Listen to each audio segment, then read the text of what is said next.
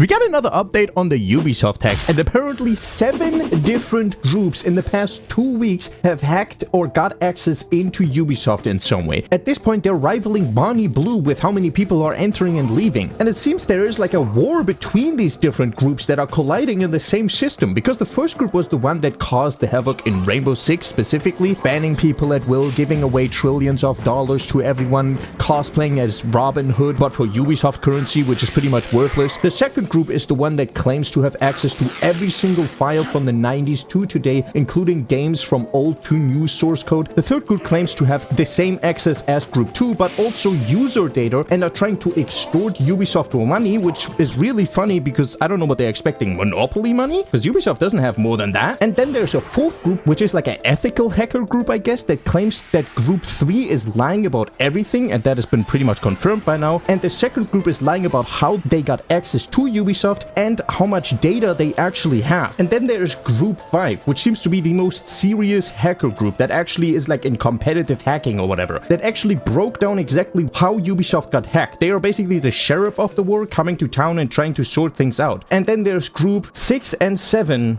that got access and asked streamers to meow to get into the game and banned them for 6-7 days. But also group 1 has beef with group 2 because group 2 is trying to frame group 1 for what group 2 did. So there's also just internal beef between these groups going on right now, which is interesting because they're beefing about Ubisoft. That's worth nothing.